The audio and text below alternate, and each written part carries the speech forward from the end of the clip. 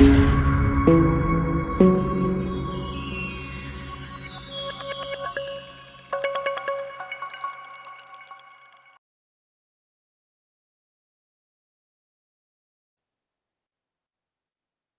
26 de enero del año 2026. El título de este tema es Activando la fe sobrenatural.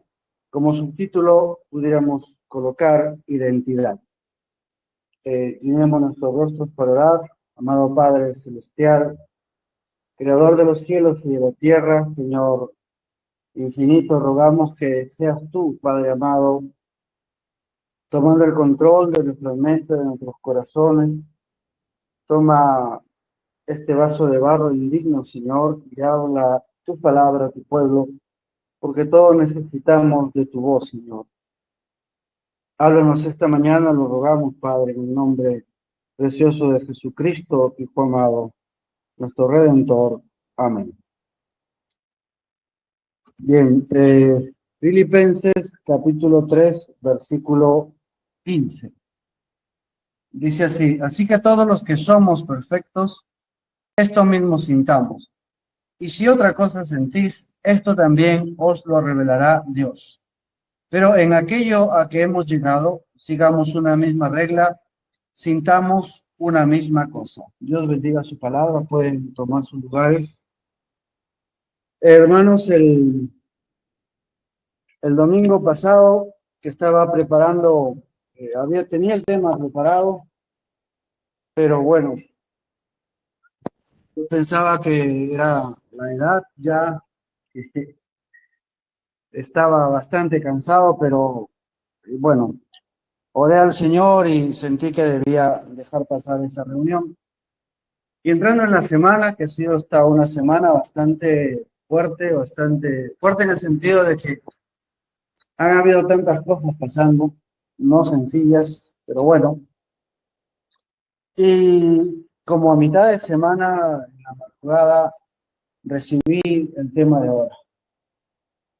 Y puedo llamar a este tema un tema determinante. Va a ser determinante para nosotros en el tema de activar la fe sobrenatural. Va a ser algo determinante, pero a la vez, hermano, es sencillo. Es tan sencillo que pudiéramos decir, eso era algo determinante, pero sí. Recordemos que Dios se oculta en la simplicidad. Y las cosas más simples y las cosas más pequeñas son precisamente las más determinantes. Así que, dicho esto, empecemos a entrar el tema. Y quiero ir directamente a tomar la cita del profeta del mensaje Fe por Experiencia. En el párrafo 4 dice así el profeta: ahora, ha sido dicho y es verdad que los cobardes mueren 1000 veces cuando un héroe nunca muere. Dios quiere personas que sean valientes y que puedan tomar su postura o su posición. Si hay algo que Cristo no puede usar en su reino, sería un cobarde. Ahora, esta es de entrada uno de los elementos, una de las condiciones esenciales para un creyente poder activar la fe sobrenatural. Que sea una persona valiente, que sepa tomar su posición en Cristo. Comentario: una de las cosas que se requieren del Hijo de Dios, entiéndase bajo la regla de interpretación, unido a Cristo, como el pámpano unido a la vid, es que el creyente debe determinar en su corazón que, debido a que Dios lo ama, él puede ser valiente para negar su propia condición cuando ésta es contraria a la palabra. La estrategia de Satanás es señalarle su condición como prueba de que Dios miente. El diablo te dice: si Dios te amara, no estarías enfermo o pobre. Si Dios te amara, no tendrías tal o cual problema. Y eso demuestra que tú no eres aceptado por Dios y que nunca alcanzarás tu herencia. El cobarde retrocederá ante tales argumentos, porque su cobardía se basa en razonamiento y en que no cree en el amor de Dios y no cree en el amor de Dios porque tiene un falso concepto. O sea, me explico, un cristiano se vuelve cobarde no porque no sea valiente, porque no tenga capacidad de enfrentar cosas, sino que piensa que Dios no lo ama. Piensa que el amor de Dios sería ausencia de problemas. Si Dios me amara, no tendría problemas o enfermedades, no tendría situaciones en las cuales entro en estrés porque me falta el dinero o las cosas están yendo completamente en mi contra, y puedo fracasar en esto, en aquello. Si Dios me amara, no tendría estos problemas. Piensa de esa manera. No se da cuenta que el amor de Dios es la solución al problema de la condenación y el lago de fuego. El amor de Dios se demostró en la cruz, donde el Hijo de Dios fue redimido por el sacrificio de Cristo y se le dio poder para vencer todos los problemas. El amor de Dios no es un osito cariñosito que nos evita problemas. El amor de Dios es poder para salvación a todo aquel que cree y fe victoriosa para vencer todos los problemas. Además que se nos da vida eterna. Sigamos leyendo la cita. Dice el profeta. Ahora, vemos aquí que él dijo, tened fe en Dios. En primer lugar, debemos averiguar lo que es la fe. La Biblia dice que la fe es la sustancia de las cosas que se esperan y es la evidencia de las cosas que no se ven. Esta pequeña palabra de fe se confunde muchas veces con esperanza. Y esperanza, fe, son tan diferentes como el día no es de la noche.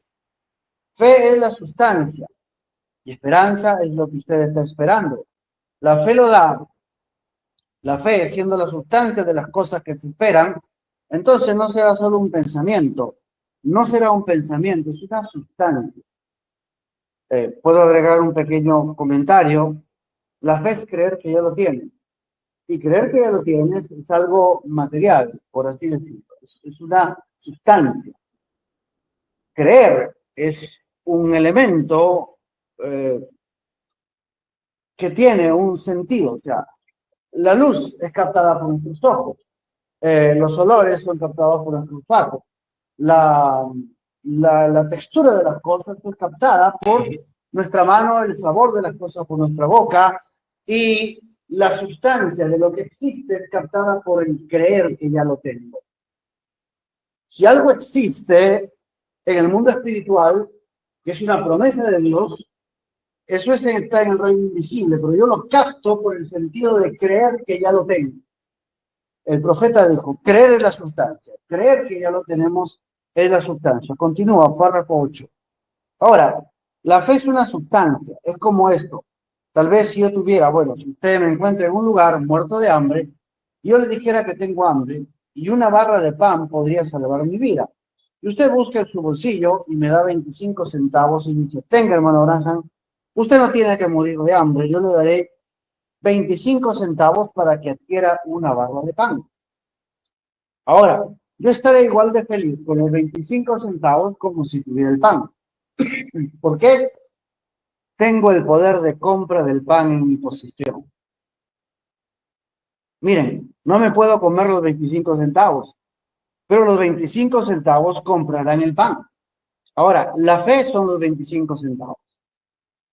Si usted tiene la fe en el corazón, usted está igualmente feliz con la fe en que su mano lisiada se va a mover, como si la estuviera moviendo, porque es la fe. La fe es el poder de compra de su sanidad. Ahora, quizás con los 25 centavos yo estaría igual de hambriento como estaba antes de recibir los 25 centavos. Ojo, atención con esta alegoría, porque es más importante de lo que parece. Yo estaré igual de hambriento como estaba antes de recibir los 25 centavos. Y quizás tenga que recorrer varias millas antes de poder obtener la barra de pan. Quizá yo tenga que atravesar zarzas, subir montañas, atravesar el puente, vadear por el agua, pero en todo el trayecto me estaré regocijando porque tengo el poder de compra de esa barra de pan. Comentario. Fe es una sustancia, un poder adquisitivo, como el dinero. Los 25 centavos que comprarían la barra de pan de este ejemplo. Bueno, el profeta dijo que cree en la sustancia. Si usted cree que lo tiene, entonces esa es la sustancia. No que lo tendrá, eso es esperanza, sino que ya lo tiene, eso es fe. En el ejemplo, el profeta dice que quizá tenga que recorrer varias millas. Esto es negar circunstancias. Si usted no ve en su mano aquello que está creyendo que tiene, usted niega esa realidad, porque la verdad es que sí lo tiene por la fe de Jesucristo. Atención a eso. Vamos a ver algo sorprendente acerca de la fe. Recuerde, siempre que usted tiene la fe de Jesucristo, no es suya, es de Él. Se la han dado a usted. Es como manejar la tarjeta de otra persona. Me refiero a la tarjeta de crédito, la tarjeta de... La fe es un poder adquisitivo, así que tenemos un ejemplo en el dinero para equiparar a la fe. La fe de Jesucristo es como su cuenta bancaria. Ahora ¿sí? Cuando pedimos en su nombre, es cuando es usando la cuenta bancaria de Él. En su nombre, en su fe, en su obra terminada. Nos dio su DNI, Hechos 2:38. Nos dio su tarjeta y su clave o su chequera firmada. Todo lo que pidas en mi nombre, yo lo haré. Si tú crees que puedo, si tú crees que ya está hecho. Entonces vamos al banco a retirar sanidad. ¿Sí? El cajero, ese abogado del diablo, ese acusador nos dice, yo te conozco. Tú no tienes suficientes fondos para retiro. Tú no tienes suficiente fe para sanarte. Así que respondes, mi cuenta no tiene fondos suficientes, pero la de él, sí. Él es dueño de todos los fondos del universo, dueño de la plata y el oro, dueño de la salud, autor de la vida eterna. Yo vengo en su nombre. Aquí está su DNI, de hecho 238. Su promesa jurada, aquí está la clave, o el cheque firmado, el poder de su resurrección. No uso mi cuenta. Ya no haya mucho en mi cuenta. No puedo comprar lo que quiero con el dinero de mi cuenta. No uso mi fe. Y aunque mi fe estuviera en rojo, aunque hubiera o sintiera incredulidad, no vengo en nombre de mi fe. Vengo en nombre de la fe de Él, de su obra, de su autoridad. No vengo creyendo que yo lo puedo hacer. Vengo creyendo que Él ya lo hizo. No vengo en el nombre de mi fe, vengo en la fe de Jesucristo. Así que dame mi herencia, no puedes retenerla. Se le dice al cajero, ese diablo que te dice, no, tú no puedes tener. Pronto el juez y el abogado vendrán a atormentarte, como en las calles de Jerusalén hace más de 2000 años. ¿Ve? Cuando el Señor se encontraba con un demonio que tenía preso a alguien, haciéndolo sufrir, la presencia de Jesús atormentaba al demonio y tenía que soltarlo. Bueno, ahora es igual. Venimos en su nombre. Venimos en su fe. ¿Entiende, hermano? El diablo te dirá, tú no tienes suficiente fe, o incluso tú tienes incredulidad. Tú sabes que tu fe no puede hacerlo. Bueno, eso no importa. Nuestra cuenta bancaria de fe está en deuda. No hay. No importa. Eso no importa. La cuenta bancaria de fe de Jesucristo tiene miles de millones. Más que suficiente. Como dijera el profeta, todo suficiente. Nosotros creemos que Él tiene el poder. Nosotros creemos que Él ya lo hizo y venimos en su nombre. Amén. Eso, hermano, debería librarlo de incredulidad en el sentido de estarse mirando o fijando si yo tengo fe, si no, no es mi fe, es la fe. Amén. Continuamos, sigamos en la cita. Párrafo 9. Y cuando la fe en verdad golpea el corazón, no tiene que ser un milagro espontáneo como estuvimos mirando anoche. El hombre que yacía en camilla con una gran inflamación por la condición en su estómago, yo me estaba preparando para irme y el Espíritu Santo me llamó, volteé, me dio una visión sobre el hombre y en el momento que respondió su estómago se bajó de esa manera y se levantó de la camilla regocijándose por todo el edificio. O como las personas en los catres la otra noche o la silla de ruedas. Vean, no tiene que suceder de esa manera. Ahora, no está diciendo que sí no debe ser, puede ser, pero no siempre, ¿correcto? Mientras usted pueda creer que va a suceder de esa manera, puede regocijarse de igual forma. Acostado en esa camilla esta noche, este hombre joven, o el hombre joven en la silla de ruedas, usted puede regocijarse igual cuando la fe tome el control, diciendo que usted ya lo tiene, de la confesión, diciendo que usted ya lo tiene, igual como si usted estuviera corriendo de arriba abajo por el pasillo, igual como si estuviera fuera de esa silla de ruedas, ¿ve? Es la sustancia de las cosas que se esperan, la evidencia de las cosas que no se ven. Usted no tiene que sentir nada, usted no tiene que gustar nada. La única cosa que usted tiene que hacer es creer algo y se vuelve positivo, algo que usted posee, que es su fe. Amén. Entonces, comentario. Cuando recibe o cree en la fe de Jesucristo para su sanidad, ese es el poder adquisitivo. Y quizá en ese momento que usted cree no sane o nada pase, o no pase nada, pero tiene la fe de Jesucristo y cree que Él ya lo hizo. Por lo tanto, puede regocijarse. Eso sería fe, cuando entendemos este principio de la fe y de la fe en su nombre. Bien, comentario. Creer que tiene algo, esa es la sustancia. Cuando usted cree que ya tiene algo que la palabra promete, aunque no lo vea, por cuanto es algo de la palabra y su fe se afirma en la palabra, entonces su fe es la fe de la palabra o la fe de Jesucristo, que es lo mismo. Usted tiene el Espíritu de Cristo y por lo tanto la fe suya ya no es la fe muerta de un ser humano, sino que ahora vive en la fe de Jesucristo en un cuerpo de carne. Recuerde, creer que ya lo tiene es la sustancia. Entonces, si yo veo la promesa en la palabra que dice, por sus llagas he sido sanado, eso no es una imaginación, eso no es una suposición, eso no es una posibilidad, eso es palabra de Dios. Y si yo creo que estoy sano, creo que ya lo tengo, son mis 25 centavos. Quizá todavía no físicamente estoy sano, pero yo creo. Ahora que estoy creyendo, la palabra.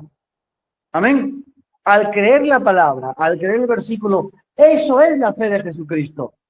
No piense que la fe de Jesucristo es algo externo y que algo que le va a recorrer una electricidad con espina o un latir de la cabeza, una cosa de esas muy Hollywood, ¿no? Una de esas, bueno, como lo representan, un poder mental o algo que usted siente. No, la palabra es la fe de Jesucristo. Creer que usted tiene la palabra, que ese versículo, que esa promesa le pertenece, esa es la fe de Jesucristo. Bien, sigamos con la cita. Párrafo 10. Usted no lo puede aceptar por medio de un pensamiento intelectual. Eso es intelecto.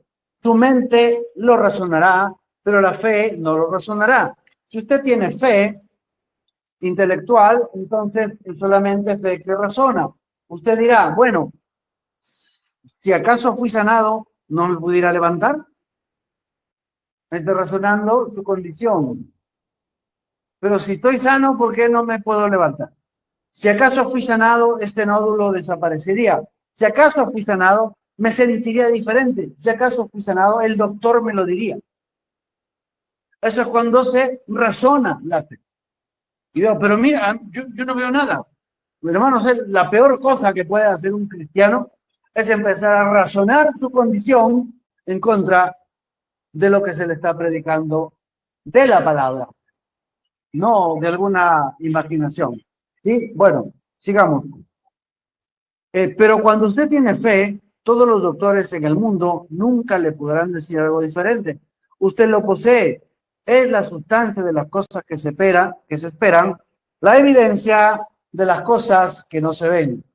Ahora, normalmente encontramos que la mayoría de la gente tiene miedo de aceptarlo. Normalmente la gente que tiene fe es alguien que ha experimentado cosas.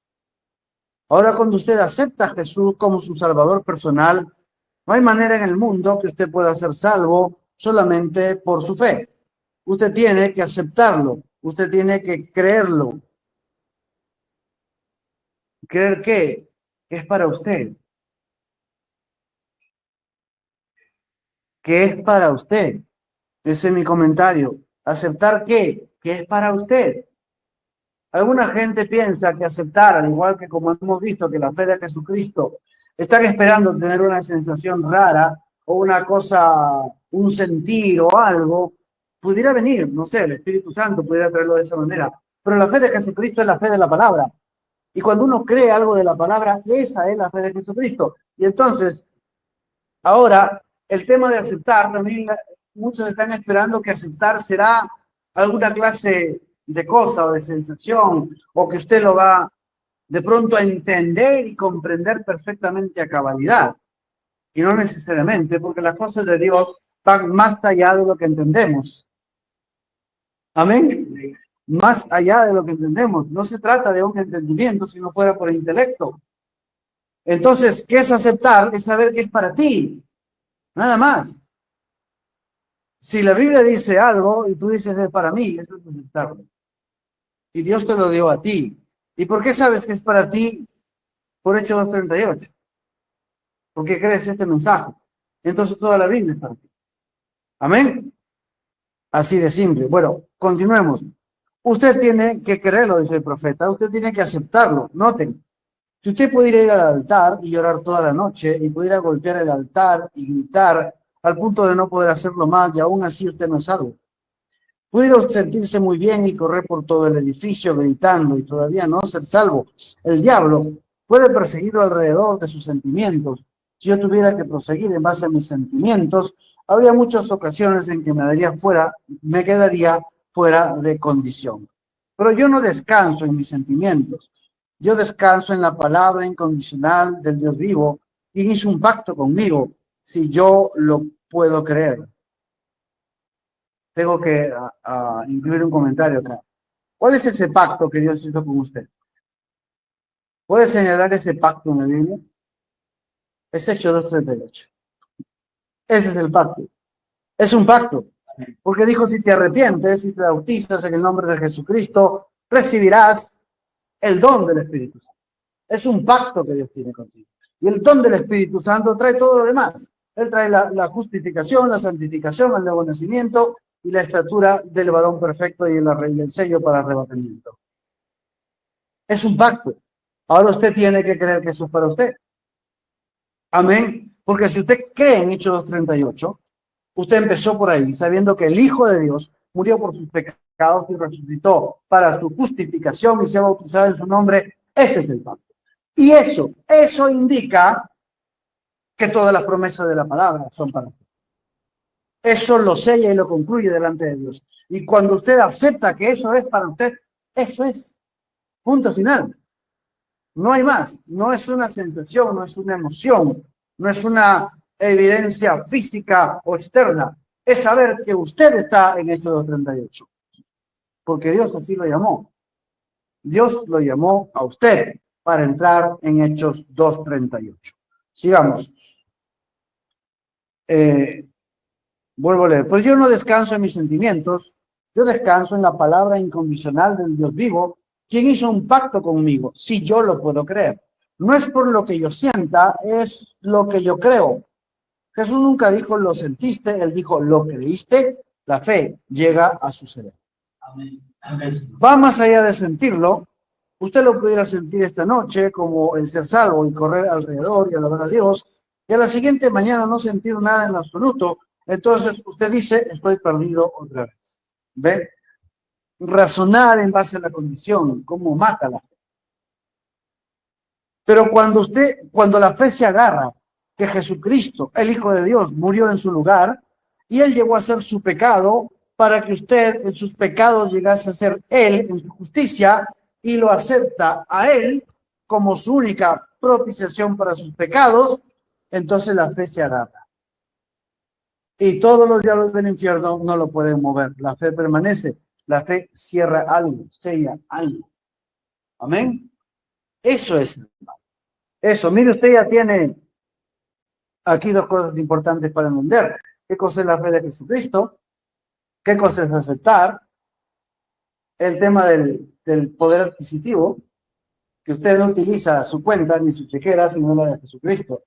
Amén. Y que tiene que ser valiente. ¿Valiente para qué? Para negar circunstancias, para no caer en el razonamiento por las condiciones. Usted toma su posición, estoy en Cristo, estoy sano. Oye, pero yo puedo señalar de tus enfermedades y tus tumores. Eso no significa nada, porque usted tiene la fe de Jesucristo. Amén. Y somos valientes para quedarnos en eso y valientes para negar nuestras circunstancias. Bien, ahora hablemos de la fe correcta. Fe correcta. Vemos que para activar la fe sobrenatural debemos empezar por creer correctamente lo que la palabra enseña acerca de él. En primer lugar, valentía para aceptar la palabra y negar la realidad. Podemos ser valientes porque sabemos que el amor de Dios está demostrado en que Jesucristo murió por nuestros pecados y resucitó para nuestra justificación, haciéndonos la justicia misma de Dios y perfectos delante de Dios por ese sacrificio. Y esto es absoluta verdad porque Dios no se puede engañar a sí mismo. Amén. O sea, cuando una persona lee Hebreos 10:14 dice, y con un solo sacrificio nos hizo perfecto delante de Dios.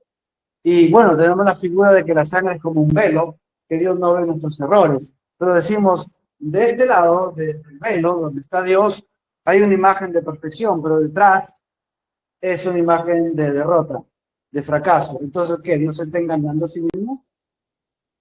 Dios no se está engañando. Hay perfección adelante y hay perfección detrás. ¿Cómo? Esa es la obra de Cristo, no la nuestra. Amén. Por algo hubo una sangre que pagó nuestros errores y pecados. Están pagados, por lo tanto no hay deuda. Y si no hay deuda, no hay condenación. Entonces no hay engaño. Amén. Bien. Entonces, podemos ser valientes nuevamente porque sabemos que el amor de Dios está demostrado en que Jesucristo murió por nuestros pecados y resucitó para nuestra justificación, haciéndonos la justicia misma de Dios y perfectos delante de Dios por ese sacrificio. Y esto es absoluta verdad porque Dios no se puede engañar a sí mismo. Su amor se demuestra en que somos creyentes en su obra terminada y hemos recibido la revelación del mensaje de la hora para este tiempo final. Su amor se demuestra en que Dios nos dio la fe victoriosa al creer que Jesucristo es el unigénito de Dios. En segundo lugar, fe es un poder adquisitivo como el dinero. Nosotros usamos la fe de Jesucristo, la cuenta bancaria de Jesucristo, con fondos ilimitados. No usamos nuestra propia cuenta ni nuestra propia fe. En tercer lugar, aceptar la obra completa sin razonamientos, sin evidencias, simplemente nos damos cuenta de que si creemos este mensaje, si creemos en Jesucristo como nuestro Redentor, eso significa que ya hemos aceptado. También si creemos que no podemos agregar esfuerzos de nuestra parte, ni obras religiosas, que solamente somos salvos por creer, y esto no de nosotros, sino que es don de Dios, entonces ya lo aceptamos. Esa es la evidencia. Amén. Bien. La fe de Jesucristo, este es otro tema ya, la fe de Jesucristo ligada a la identidad del creyente. Ojo, la fe de Jesucristo ligada a la identidad del creyente. Ya acá viene ese punto crucial que es determinante, pero a la vez es tan sencillo que lo hemos pasado por alto. Y digo que lo hemos pasado por alto porque no estamos viviendo el resultado de, de que si hubiéramos capturado y captado lo que eso significó en su momento. Bien, hablemos de David. Fe por experiencia, el mismo mensaje, párrafo 17. De esta manera era Goliat. Como le gustaba alardear. El hijo le salió una propuesta, dejen que uno de sus hombres escojan a uno y que venga y pelee conmigo. Si yo lo derroto, entonces todos ustedes nos servirán. Si él me derrota a mí, nosotros le serviremos. ¿Cómo Satanás puede hacer que se vea tan razonable? Estos son los intelectuales. No derramaremos sangre, que solamente muera uno. Que un hombre muera y el resto de nosotros viviremos. Claro, él tenía la ventaja y todos estaban muertos de miedo. Y si acaso había un hombre en toda la nación de Israel que pudiera estar equipado físicamente para pelear contra el gigante, ese era Saúl, el cual era la cabeza y de hombro arriba sobrepujaba todo su ejército. Y él estaba bien entrenado, conocía todas las maniobras, cómo manejar la lanza, cómo sostener el escudo para derrotarlos. No solo eso, pero él entrenaba a los hombres, el hombre más grande en la nación, el hombre mejor entrenado de la nación, pero uno de los cobardes más grandes en la nación. Y de esa manera es hoy. No se requiere del educado y del entrenado, pero él nunca había puesto a Dios a prueba. ¿Qué significa esto? Que Saúl no había puesto por obra la palabra de Dios para ver los resultados. Vamos a ver el contraste de David, párrafo 18. Pero un día de muy atrás, en la parte más atrás del desierto, vino un pequeñito pelirrojo insignificante, el hijo de Isaí, David, con un pedazo de piel de cordero puesto, llevando en su mano una honda. Ese gigante hizo su alarde a la hora equivocada. David miró y dijo, ¿quieren decirme que ustedes permiten que ese filisteo incircunciso se pare allí y desafíe a los ejércitos del Dios vivo? ¿Pueden imaginarse al hombre más chiquito en el terreno aceptando su desafío? El hombre más grande y el mejor entrenado, el hombre más equipado para pelear con el hombre, estaba acobardado. Hermano, no depende del entrenamiento, depende de la experiencia. Párrafo 19. David fue llevado ante Saúl. Saúl dijo, pues aquel hombre es un hombre militar y ha sido un guerrero de su juventud, y tú no eres más que un mozo, o sea, un adolescente. Pero él estaba hablando con un hombre que tenía experiencia. Él dijo, Señor, cuando estaba cuidando las ovejas de mi padre en las montañas, un día apareció un león y agarró una de mis ovejitas y corrió con ella. Yo tomé mi onda y lo derribé y fui por mi cordero. Cuando le quité el cordero de la boca, él se levantó contra mí y lo maté. Y él dijo, un oso vino y agarró una de ellas y yo lo derribé. Él dijo, y el Dios que me libró de las garras del león y de la boca del oso, ¿cuánto más me librará él de las manos de este filisteo incircunciso? Él no sabía nada de teología, pero conocía a Dios. Él tenía una experiencia. Comentario. ¿Por qué David estaba tan seguro de poder enfrentar a Goliat? Porque después de que Samuel lo ungió, él mató a un oso y un león. Y el oso y el león solo estaban, por así decir, cumpliendo su función natural de buscar comida. Ni el oso ni el león insultó a Dios, ni insultó a Israel. ¿Comprende, hermano? Entonces, para David, el oso y el león por lo menos tenían más derecho de plantear batalla. En cambio, este gigante no se daba cuenta que ya estaba muerto.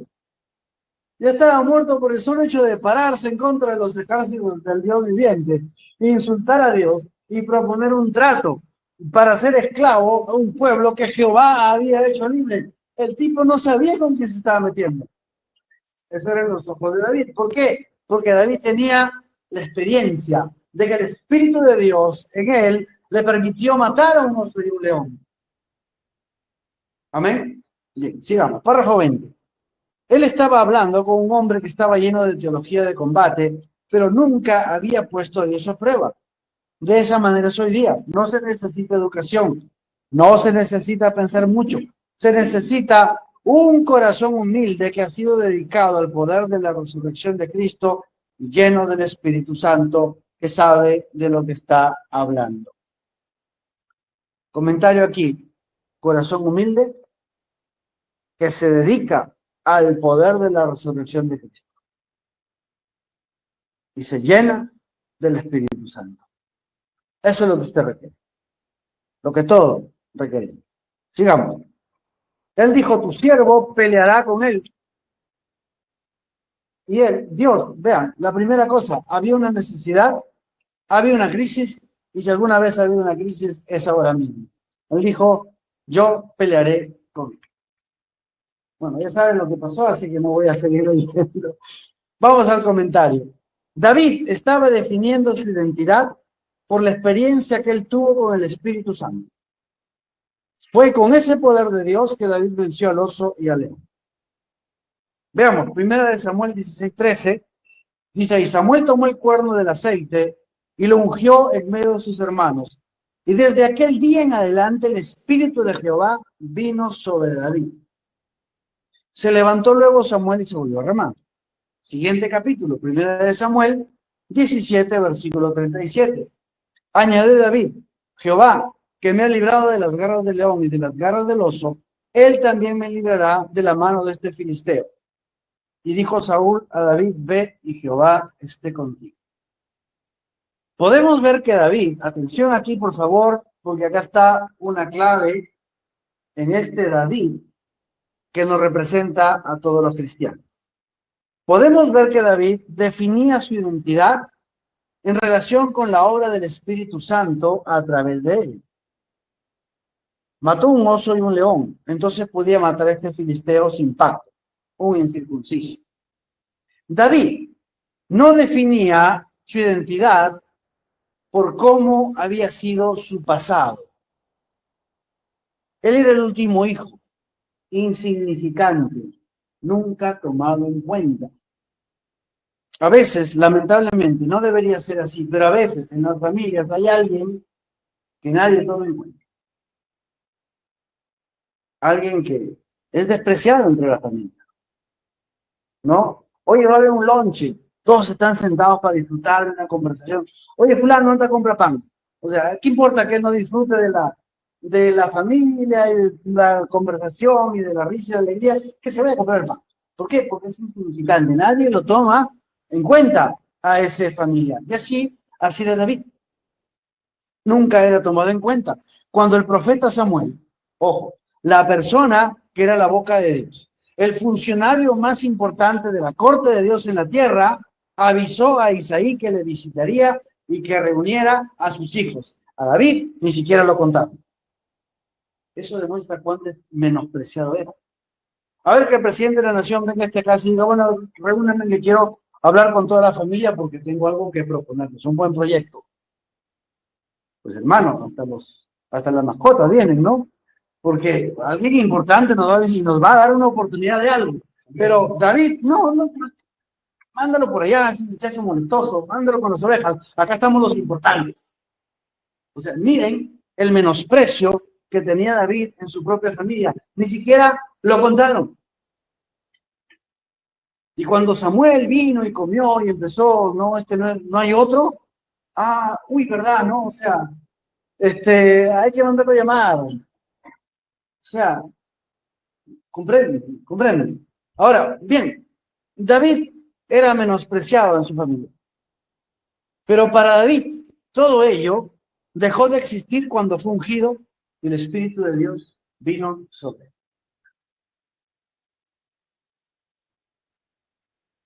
¿Entiende, hermano, cómo se definía David?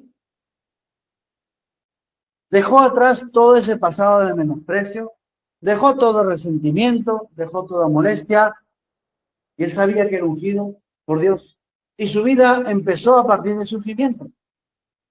Mateo un oso y un león. Eso lo definía él. Estoy lleno del Espíritu Santo, he matado un oso, un león y puedo matar a este gigante. Si vamos a activar la fe sobrenatural y operar en el poder del Espíritu Santo, este tema es crucial y definitivo. este tema es crucial y definitivo. Ahora hablemos del creyente derrotado. El creyente derrotado es aquel hijo de Dios que, conociendo la palabra y el mensaje, aún se define a sí mismo por sus errores del pasado. No considera que haya matado un oso, un león y un gigante. No considera que haya vencido 10.000 filisteos en batalla. Se define a sí mismo por los errores y carencias del pasado. El creyente derrotado tiene en cuenta todo lo que le falta. Nunca cuenta lo que tiene en realidad. Viviendo en constantes crisis, siempre lamentando, ¿por qué no hice tal cosa? ¿Por qué no tomé tal oportunidad? ¿Por qué dejé pasar tal o cual evento? ¿Por qué no tuve educación? Toda su identidad gira en torno a lo que no tiene, no hizo, perdió o falló. El creyente derrotado se define por los errores del pasado.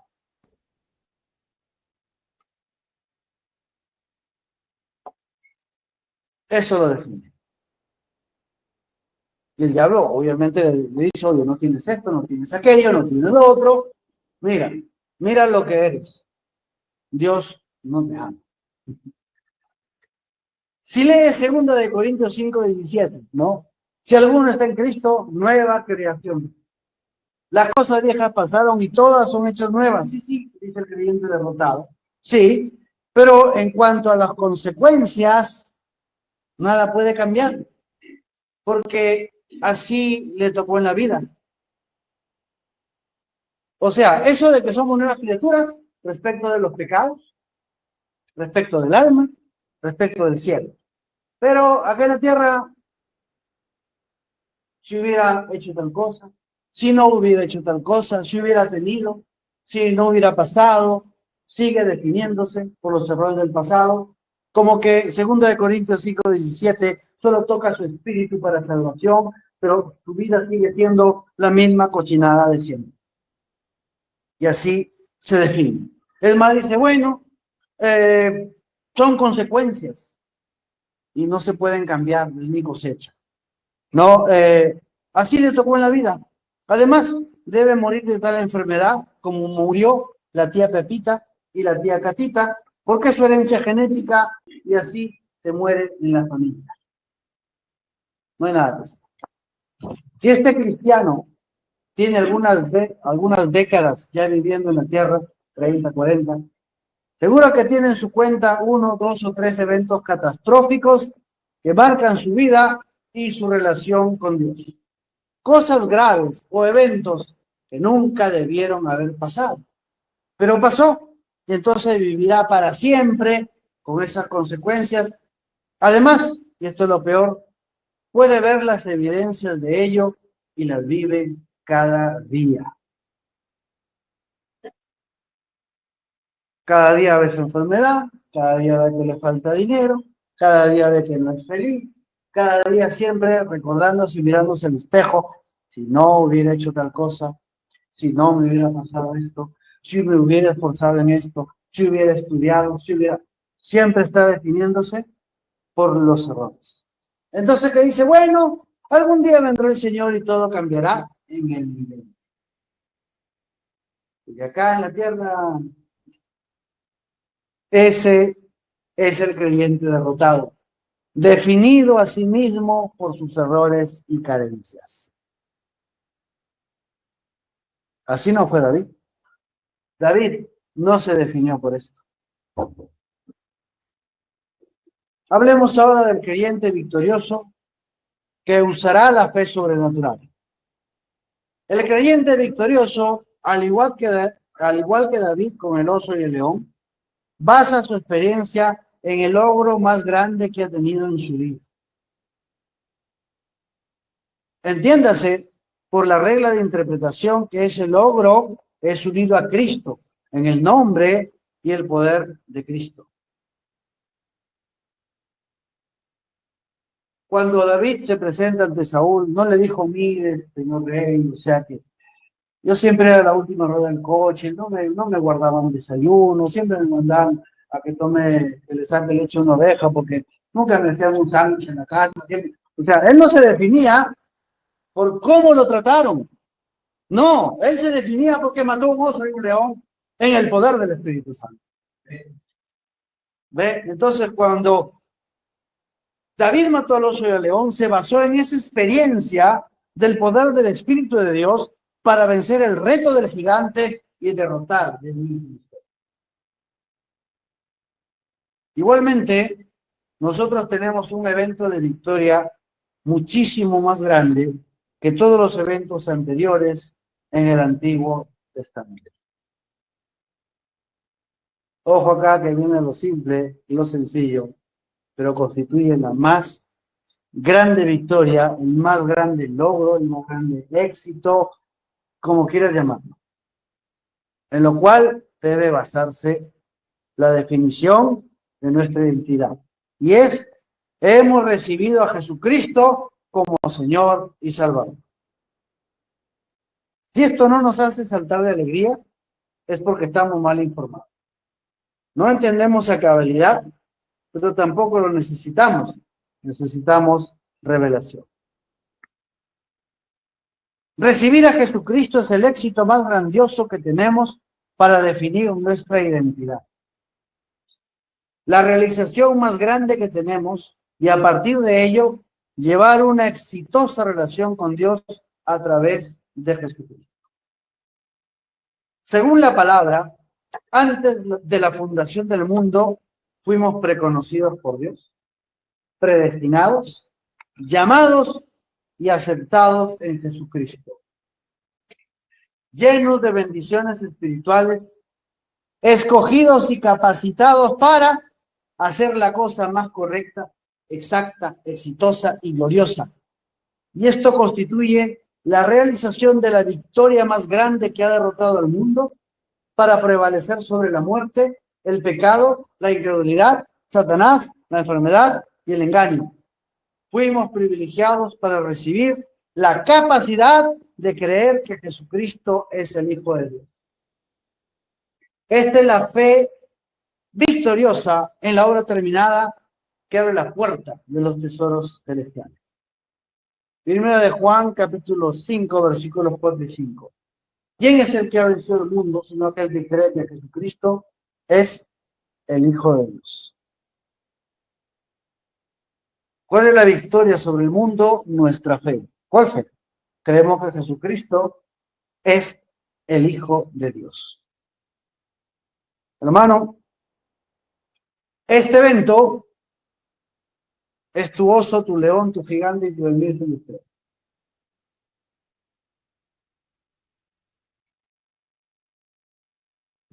Y uno piensa, pero eso, algo así, es que hermano, en esta revelación nos bautizamos en su nombre, creyendo que Jesús es el Hijo de Dios, nuestro Redentor, que murió por nuestro pecado, incredulidad, y resucitó para nuestra justificación, y que por sus heridas ya fuimos sanados, nos ha sentado en lugares celestiales en Cristo, llenándonos de toda bendición espiritual. Según la palabra, por esto mismo, Dios prometió bajo juramento que nos daría el Espíritu Santo para el nuevo nacimiento, con el propósito divino de llevarnos a la estatura del hombre perfecto para adopción y así elevarnos en el pacto. Si en este momento fuéramos llevados a la presencia de Dios, ¿usted cree que todos esos errores por los cuales usted se define y lleva una vida derrotada serán tenidos en cuenta? ¿Y qué le garantiza la entrada a la eternidad? Esto que estamos hablando. Haber recibido a Jesucristo nos garantiza la victoria sobre este mundo, porque todo, cielos y tierra, pasarán, pero esa palabra, que es Cristo que hemos recibido, jamás pasará. Entonces, hermano, piense en todo aquello que usted considera que es una mala experiencia en su vida. Dígame, ¿eso quedará? ¿Eso pasará?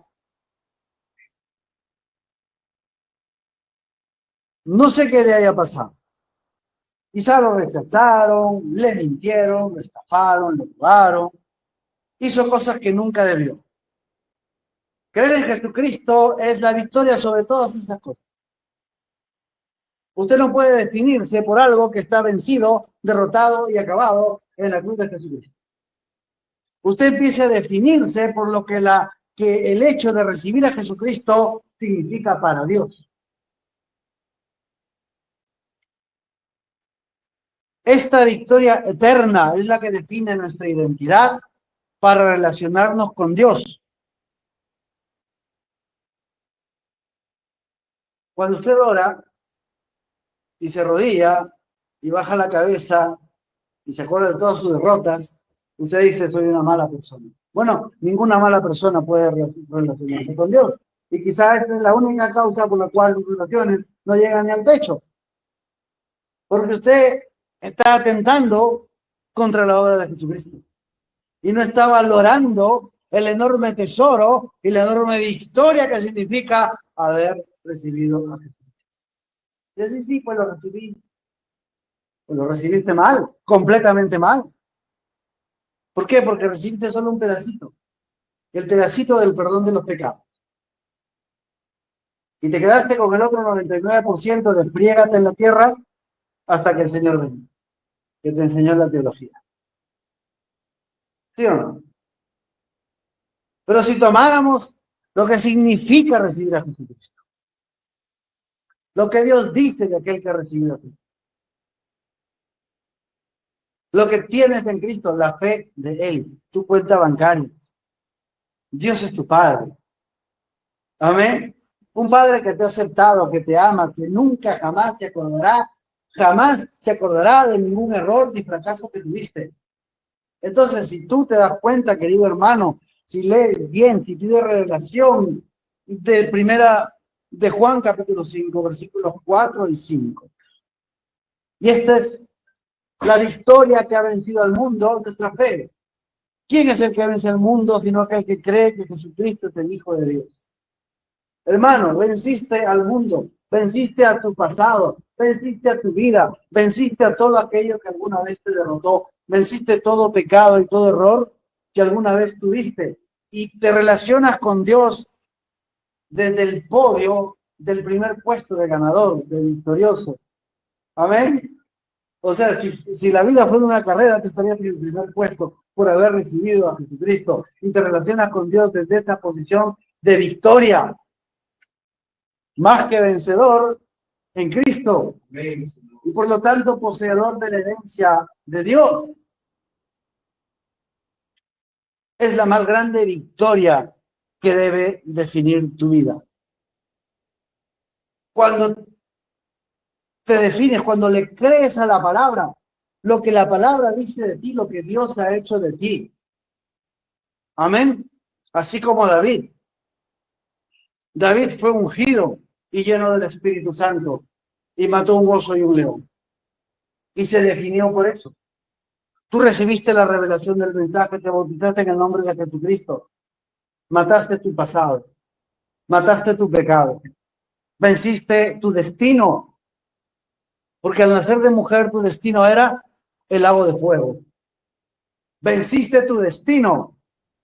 ¿Quién puede vencer el destino? Solo aquel que recibe a Jesucristo. Venciste tu destino, hermano, y encima tienes una chequera firmada, certificada, 3.750 promesas en la Biblia que te pertenecen. Amén. Y son tuyas. Amén.